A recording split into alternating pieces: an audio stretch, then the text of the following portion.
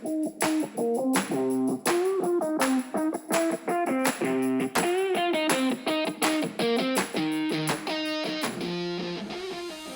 everybody, welcome to LUYL. I'm Keith Blasey, and we're here to help you level up your life. I'm super excited to have our guest on the podcast today. This is Landon Cheben. We went to flight school together a long time ago, flying Army helicopters, and a lot's happened in life since then. So we're going to get to talk to each other. We're going to, catch up a little bit. We're going to talk about Landon and some of the things that he's done and how mentorship has helped him and how, his story can resonate with you to help you to level up your life. So Landon, if you can give us an introduction to yourself and tell us who you are. Yeah, thanks, Keith. I appreciate you bringing me on the show. I know we had met a couple weeks ago, and just kind of catching up, and with what we're doing in life. And before that, we hadn't seen each other since 2010. 2011, I think. 2011, yeah. So we went to flight school together. Time. Yeah, in primary, back at formerly known as Fort Rucker. And it's funny how with the internet and social media, and being dudes, you can just pick right up with somebody and just say, hey, what's up? How's it going? And hit it right back off. So I appreciate connecting with you. But yeah, my name's Landon. Hey, everybody. Thanks, Keith, for bringing me on the show. I know when you were telling me about this project of yours, I just thought, man, that is so cool. And I love the idea, the thought, the servant mentality of just helping people level up, community, fellowship, right? The Bible talks about, helping others and serving others. And so I love what you're doing, man. And I was eager to get with you on a podcast to see what you want to talk about, because that's a passion of mine too. And so I love it. I'm here in Nashville, Tennessee. So it's getting dark outside. We moved here about 3 years ago. I have a beautiful wife, Bailey, and my two girls, Mia and Lydia. They're 7 and 4. Mia's first, I'm already messing it up, which is my fault for naming girls with the Ias, but whatever. Joke's on me. Her first day of preschool. So she had preschool last year, so it's not the first day of school per se, but the first day this year of school was today. And then the older one's in second grade, and she loves school. But yeah, we're here in Nashville, moved from Savannah. We had a pretty good military career. Just a little quick bio on me. Went to college and went straight to the military. Flew Blackhawks, right? We saw each other in flight school. Did Blackhawks for, goodness, man, 11 years. And got out. I'm still in the National Guard, which is awesome. I'm having a really great time there. And I'm flying for the airlines now. And we do, my wife and I do real estate development. We've got a couple, we call them side hustles, though they're kind of our main hustles, but, serving the church, and we're just trying to live life with purpose. We're trying to not be busy, but to be productive. Shout out to Peter Mooney. He told me to stop saying I'm busy and say I'm productive. So that's a little bit about me. So can't be too busy to help people. So yeah. So at LUYL, our goal is to help people to level up and help people to get a mentor that can help them with accountability, help them to move on to that next level in their life. And so what I'd like for you to tell a story on is an obstacle that you feel had a major effect on your life and how you moved through that. That's a great, it's a great question. And I like to think of, I'm kind of not a weirdo, but I love obstacles and I love struggle. And the reason is because if you're not struggling and you don't have obstacles in front of you, it means that you're not doing enough, right? My wife says, well, that's not fair. Maybe not doing enough, but you're not challenging yourself. You're not trying to grow. If you're not trying to, break a personal record in a run event, right? Or if you're not trying to make yourself uncomfortable or being comfortable being uncomfortable, really look at that. Being satisfied, being comfortable is not a great place to be, especially as a man. I think men are, the Bible says that men are made to work all the way from Genesis, and that's a good thing. That is a blessing, right? The servant, the work the land, to serve, right? You're a gardener, you're a guardian, and you're a minister. Those all involve work. And so two stories come to mind. One of them is an old story, and which I think's got some good applications. And the second one's a short one, so if you don't mind, I may throw two in there. That's a more recent story. Go for it. It's all you. So the question was, I had an obstacle. I needed people to kind of help me through, right? That's the answer, the question. Okay. So way back in my day, there's a group of guys that I used to hang out with in flight school, and they wanted to go to Ranger school. They wanted to try out for Ranger assessment, I should say. And I liked working out. I kind of grew up outdoors, and I was like, sure, I'll go to the PT things and I'll do the tryout. That'd be fun, get us in shape or whatever. And so we all tried out and we all passed. And then I was like, that was fun. Like, you guys want to go to Pensacola? And they're like, no, we're gonna do our paperwork. We're gonna go to Ranger school. And I was like, whoa, like, I don't know if I want to do that, but whatever, let's all do it together. So did the paperwork, went to Ranger school, and very profound experience in my life. And I'm happy to have the story for it. I really am. And you'll see, to tell my kids and to share with people, right? So the short version is, went to Ranger school from flight school. So graduated flight school, got my wings. And then before I went to my first unit, I got to go to Benning at the time and go to Ranger school. And there's 3 phases in Ranger school. It's 62 days, right? If you're not familiar, 62 days is Ranger school. There's 3 phases. There's Benning phase in Georgia. There's a mountain phase in Dahlonega, also Georgia. And there's swamp phase, which is in Eglin, Florida. And those 3 different phases break up Ranger school. And the school is designed very much, very confused most of the time. It's not a tactics school. It is. You learn tactics, but it's very much a school to learn about yourself and to learn about leadership. There's so much value there because of the crucible they put you through. They give you anywhere between 2 hours to 45 minutes of sleep a night. They'll give you 1 MRE, which stands for meals ready to eat. It has 1,500 calories. And they'll give you, a minute to eat it. You get 1 a day, and they're like, Rangers, drop your ruck. You have a minute to eat your food, go. And you just throw it in, what you can, right? So very arduous school. I went to pre-Ranger before that. It's a couple-week course because I'm not an infantryman, and was not, and am I not right now, an infantryman. And it kind of teaches you what to expect, right? So I did pretty well there, learned the basics. They did some PT, some physical training, and they teach you the basics, tactics, right? How to do a patrol, how to do a raid, stuff like that, academic stuff.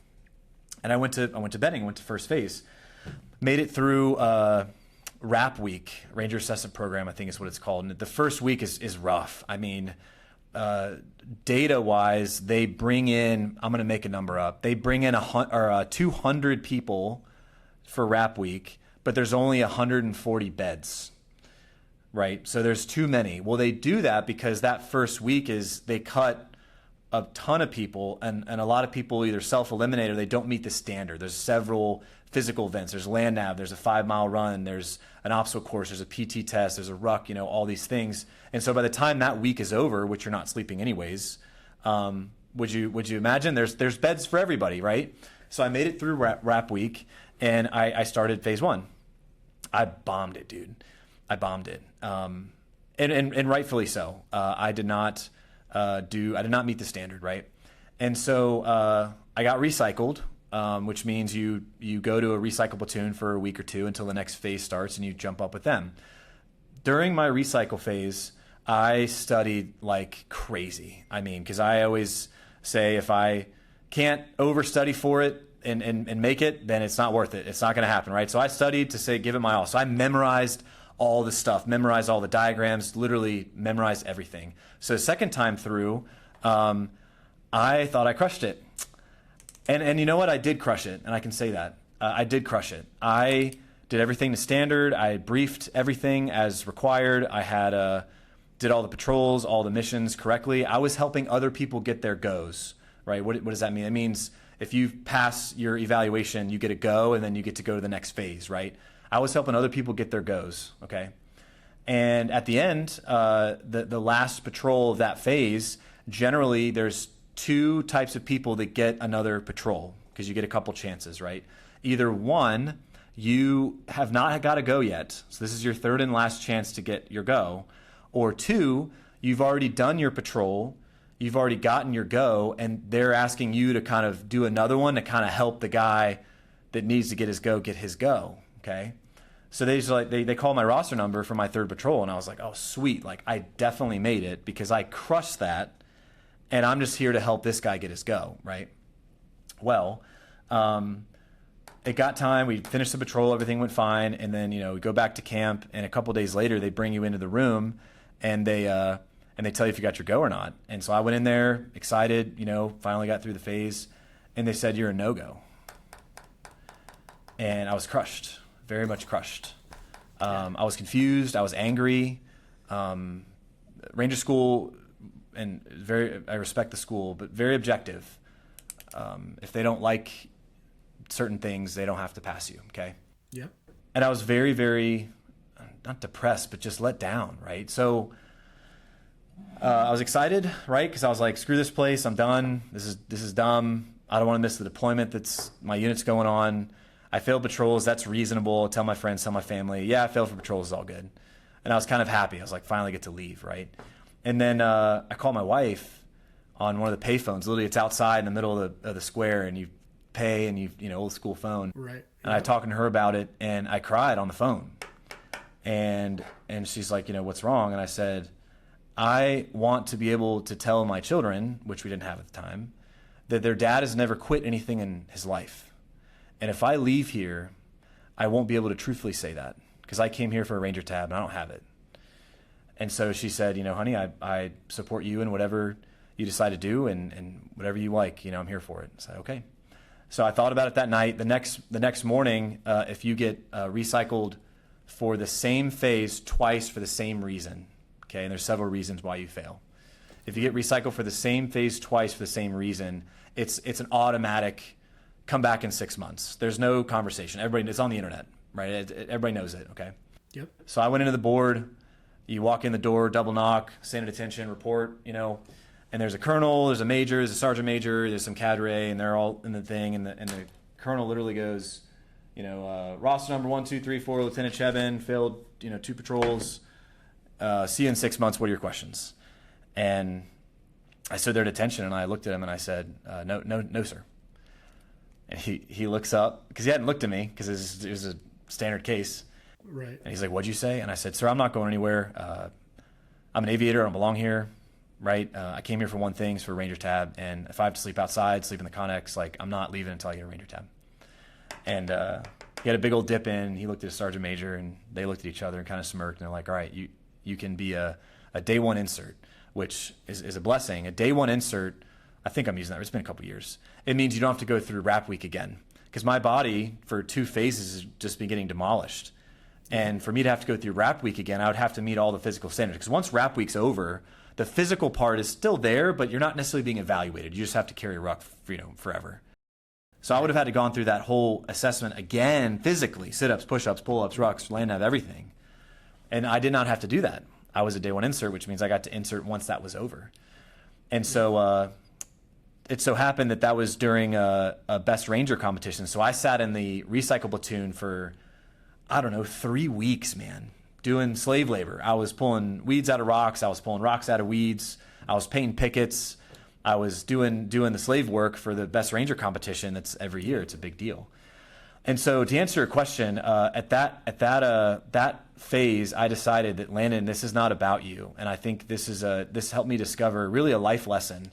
One, I can share with my kids, don't quit. Okay. Absolutely. Quit is not in your blood. Okay. And quit is a slippery slope, because you can convince yourself, someone can convince himself of anything, whether it's good or bad. Okay. And you can convince yourself, well, I'm not quitting, and be careful with that, right? So don't quit. The second thing is that I went through that second phase, and the reason I think I got recycled is because I was trying to do everything myself. I knew all the answers. I knew all the book stuff, and they knew it. The evaluators knew it. But they didn't see me use my team to help me get my go. It was very much a Landon show to get Landon his go. And that is not in the spirit of the Rangers, the Ranger Regiment, really in life, okay?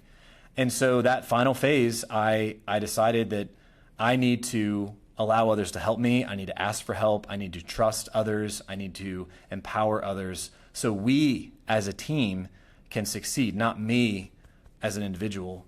And so after that, I went straight through, went through all 3 phases. I got great peer evals, which is a cool function they have. And that was a life lesson I took with me, which is, Landon, you can do things on your own, but so can everyone else. Can you do it with a team? that is what matters. Who do you surround yourself with?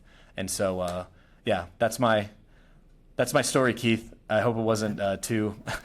No, that's an amazing story. And if I can just sum up and, make sure that I got all the pieces, is that, you worked extra hard to make sure that Landon could pass on the second go. And, the lack of teamwork, the lack of mentorship, the lack of togetherness in your group is what led you to a second no-go. And you had to learn that and really take the humility within yourself that I can be perfect, but if I don't take my team with me, then it's less valuable. Is that right?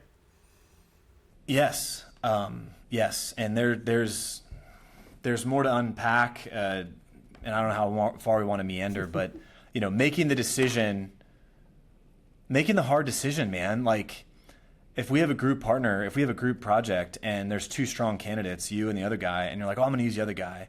It's like, if I force those who may not perform as strongly to help us, it actually makes it harder, because now I have to babysit, I have to check, I have to make some corrections, I have to explain things more. I can't just say like, hey, do this and then go execute, right? Stephen Covey has a point that he makes about this. It's called the PPC principle, performance product control. So I messed it up. I don't know. It's PCP principle. Google it. ChatGPT it. It's essentially, if you're a performer, you are asked to do all the things. If you're not a performer, you're somewhat rewarded for not performing by not getting asked to do things. We see it in the military. The story of the goose laid the golden eggs. A goose laid a golden egg, farmer went out, grabbed the golden egg for a month. Awesome. And then he thought one morning, I'm going to go and I'm going to cut that goose open, and I'm going to get all the eggs at once. So he goes in there, he kills the goose, he cuts it open, there's no eggs in there. So he's like, that sucks. Well, now he kills goose. Now he gets nothing. And the same thing applies to life. If you don't share the workload, if you don't allow others to help and contribute just because it might be harder, you're going to burn out the guys who are and the girls that are, and then you're going to be left without them. And so that's a huge piece of, it may be harder to work with someone who may not be pulling their weight, but you have to find a way, and I learned that in Ranger School. So absolutely. Well, I definitely appreciate you sharing that story with us. Was there a shorter story that you said that you had? Yes, shorter story. So I was very blessed that I was in the right place at the right time, knew the right people. I was selected to be one of the first pure rotor helicopter Army guys to go straight to a major airline, flying an Airbus 320. And for those who may not know, generally the pipeline is you go from a rotor background, helicopters, and you go to a regional or a 135, which is built around the understanding that a lot of the pilots are maybe a little bit more junior, they're CFIs, they've had some time, but they kind of groom you and they show you the ropes, if you will, definitely initially, and then obviously as you get senior, you're running the show. And then guys and girls, if they want, they'll try to go to another airline, a major, a legacy, or whatever. And so for me to go straight to a major, first of all, this could be a conversation, huge imposter syndrome. Imposter syndrome to me is defined as everyone here thinks that I'm this guy that can do these things, but I don't know if I'm that guy. I don't know if I can do what you think that I can do. So huge imposter syndrome. So to answer your question, I immediately, took lessons from Ranger School, life lessons, and I immediately found a guy, actually a group of guys, and some ladies, a group of pilots, and my sim partner, stick buddy, he was a captain at Envoy, and I latched onto them, and I said, hey, I'm going to need y'all's help. I am incredibly disciplined with my study habits. I am very regimented in preparing, but I don't know what I don't know. I have not been in this industry. So things you guys take for granted or things you just know because you've been in the industry, I don't even know those things, not to mention this aircraft and this industry. And so I immediately latched on to a group of pilots and Harry Dyson, Kevin, the list goes on of people that I had help me, and we helped each other, and we all made it through. And the reason that's important is because if you can't take a lesson that you heard from a mentor and apply it and do the thing that you said you would do, you're going to make the same mistake twice. And so surrounding myself with people who could help me, we could help each other, really ensured success, and it ended up working out. So Absolutely. So you ended up in a place where, imposter syndrome, like we talked about, you felt like you couldn't provide the goods that they were hiring you for. I mean, I have that sitting in front of this microphone right now. But one of those things where you surrounded yourself with people who are being successful at what you want to do. You made a group of people that you surrounded yourself with that were already doing the things you wanted to do, and that made it easier for you to transition into that next stage, that next level, even that next tier, so that you could be successful in what you were going out to do. yeah, you said it exactly, and I would just state from this phase of life that I'm in, if you're not doing that, why? I mean, if you want to be a successful quarterback, who are you studying? Are you studying your buddy, or are you studying controversial Tom Brady? I don't know who people like these days. Drew Brees, Peyton Manning. Okay. Right. If you're looking to do something that you're not doing yet, why not find someone who has done it, or preferably is doing it at a high level, and get advice and guidance from them? It's a no-brainer to me. Right. I would say if you're not willing to do that, don't even do you want to study an NFL quarterback? Right. That's it, man. That's it. Absolutely. So if our listener is standing in that position, they want to go to Ranger School, they're looking at a huge challenge, or, you can talk directly to yourself on your way to Ranger School, what would be a relatively short form thing that you would tell yourself to help you to be more successful as you went through that challenge? Surround yourself with people who want you to succeed.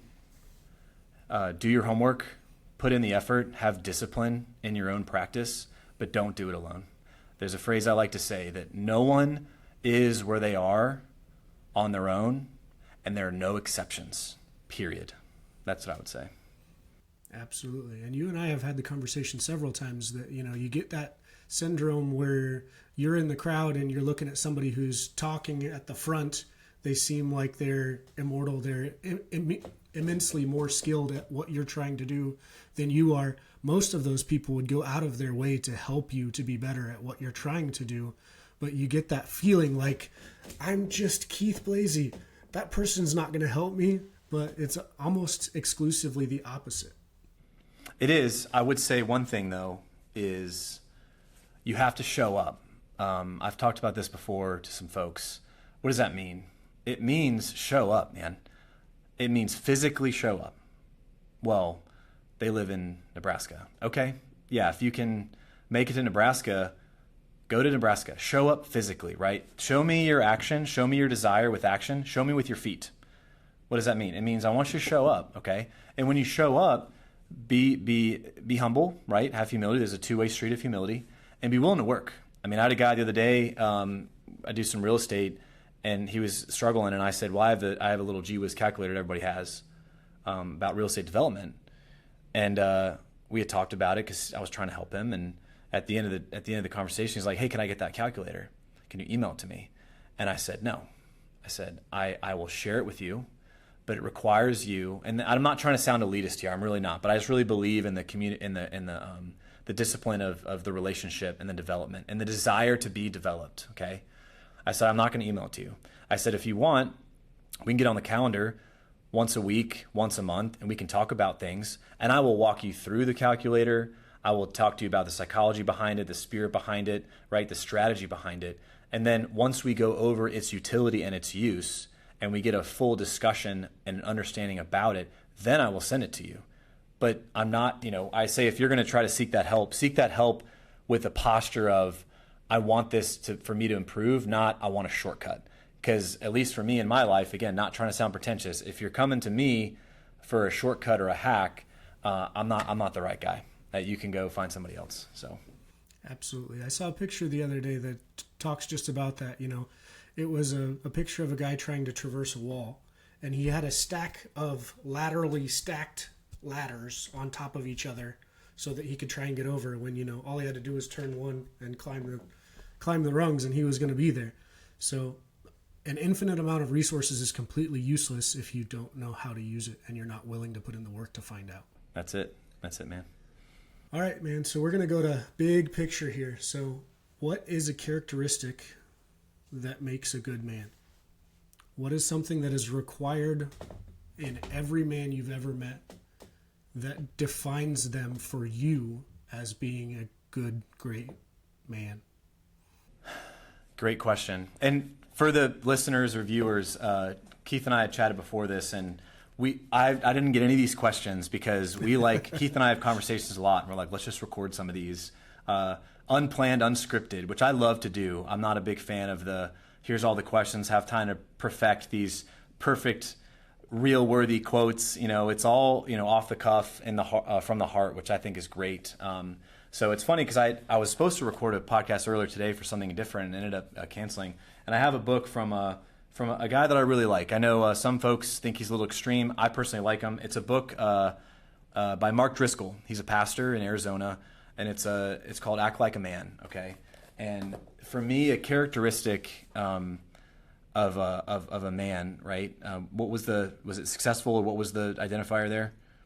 What is a characteristic that defines a good man? My answer is a characteristic that defines a good man is being Christ-like. Now, what does that mean? It means as a man, you are designed and built to serve. There's the Bible verse, Ephesians, it'll say women should submit to men, and everyone's like, oh, that's ridiculous. That's the olden days. There was a hierarchy, patriarchy, and okay, that's fine. I believe the Bible's timeless. I believe there's no errors. I believe that there is no translation back in the day. It doesn't apply to us anymore. I fully believe that. It's God-breathed. I mean, there's no errors in that thing, man. And that verse continues to say, and the men will serve their spouse as Christ serves the church. So Absolutely. Much so that he laid down his life for her, being the church. So if we unpack that, women submit to men, thank you. But men serve the church and their spouse so much so that they would die for them. That's profound. So for me, a man is someone who serves humbly, someone who has a servant mentality, and when I say serve, that infers, and this is the part that I want to try to put a finger on. When you are serving, okay, that means your posture is humble, but it means that you're doing something. It means that you're working, okay. And I have a big, we teach high school boys, is men are supposed to work. Men are supposed to work. And if you're not working, you are not fulfilling what you were being created to do. In your work, you need to serve. Absolutely. So, idle hands is the devil's work, right? The story of David, right? While the kings were at war, David was in his palace. Why were you in work, David? I'm not critiquing David. It's a story in the Bible. When he was at home, when he was supposed to be at war, he was wandering on his roof. What did he see on his roof? Bathsheba bathing. She's pretty. Hey, who is that? It's Bathsheba. Bring her over here, okay? All that came, and not throwing stones because I'm a sinner, okay? All that came because he wasn't working. So men are designed to work, and when you work, make sure you serve. Don't get arrogant in that I do all these things, I make all this money, I provide for my family. Good, you should. That's what you're designed to do. So Absolutely. That's my answer. Yeah. No matter where you go, no matter what you do, no matter how many people you work with, how many people work for you, no matter how much money you make, you always have to be a servant. I couldn't agree more. That's it, man. So as we did, I think I gave about 5 of these the last time we talked and recorded it. But what piece of wisdom would you pass on to a mentee or the next generation? I mean, you don't have somebody really to aim it at, but give us a piece of wisdom to close us out for the day. Yeah, man, that's really good. We have a company that helps people transition from the military to the aviation community, whether that's airlines or helicopters or maintenance or whatever. And I generally say the same thing, and I think it's kind of universal in terms of bits of advice. Is I would say before you start, this is America, right? We're Americans, we're men, we're doers. You just said to work. I'm working, Landon. Okay, good, man, do it. A lot of times we fail to reflect and have that posture of pensiveness to decide the why, the what, and the who in that order.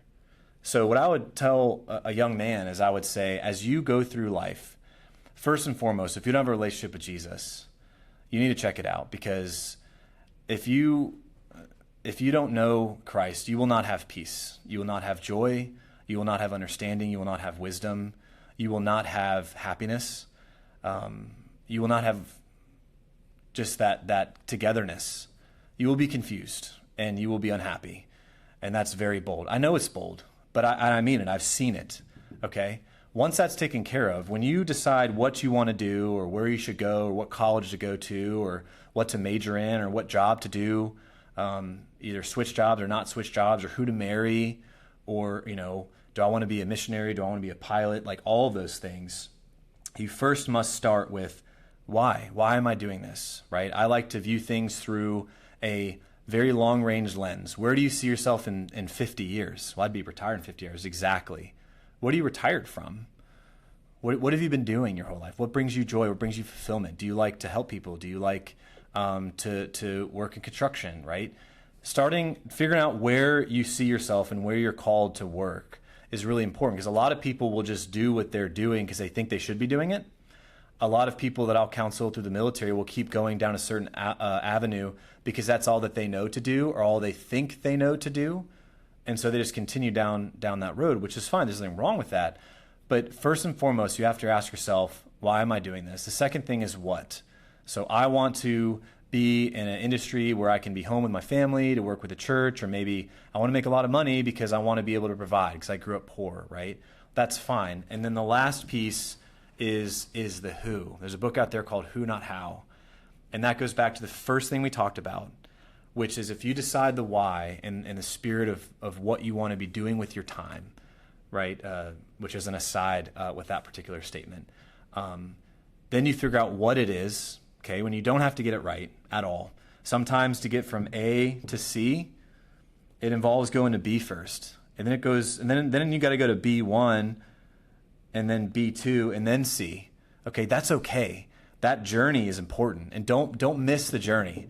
The journey is what's important. I didn't learn anything from getting a Ranger tab. Nothing. It's a piece of cloth. But what I learned during the journey is what's important, okay? And the last thing is who, because if you're doing it alone, you're going to fail. Who do you surround yourself with to help you through your goals? Who's mentoring you, right? They always say you have to have a Paul. So Peter had Paul, okay? And Paul had Peter. So in your life, if you don't have a Paul to mentor you and help you, you got to get a Paul, man. Secondly, if you also don't have a Peter that you're mentoring and helping and grooming and being in the arena, okay? You're not living life to its full potential. So that's my thing. The three things for what do you do with your time is, again, and maybe a little soundbite, but I love it. Me and my buddy thought of it a while ago. Is when it comes to time, okay, to find out resource. And in today's day, in the 2020s, it's incredibly easy for your time to slip away without you knowing it. Reference social media. Reference doing things with people that really aren't beneficial to you, okay? Right. The 3 E's is what I say. The 3 things you do with your time, and I encourage people to reflect on this. With your time, you entertain yourself. You educate yourself, or you employ yourself. And it's not an exclusive list. Someone could think of more, and that's fine. But for those 3 buckets, if you separate you log your time during the day, how much time are you entertaining yourself? How much time are you educating yourself? And how much time do you employ yourself? So I do social media for entertainment. That's fine. I try to set the 20-minute timer on my screen. Okay, it's okay to play video games. It's okay to scroll social media as long as you're aware of what you're doing and doesn't get out of hand. Okay, maybe social media is a part of your business, so that's actually employing. So you're employing yourself by leveraging social media for your business, and then educate. Are you reading? Are you investing in relationships? Are you having conversations with your mentor? Are you talking to your grandfather to ask him, Papa, what are the top 3 things you'd recommend to a young man? You'd be surprised at their answer. It's amazing. So just being aware of those 3 E's and dissecting those and meditating on those. How much do I employ, educate, and entertain myself with my 24 hours, or we'll say 18-hour day, whatever, and make adjustments accordingly. So Yeah. Wow, Landon, with everything, you're a rock star at everything that you do. I really appreciate you coming out here and taking the time to spend this time with me and with us, my loyal community. I appreciate you giving us all of this wisdom and for all the hard work you've put in through your life so that you can continue to pass it on to everyone that you interact with. So I really appreciate you being here. I really appreciate you speaking with us. And remember, everyone, level up your life. Thank you. Bye-bye. Thanks, Keith. See ya.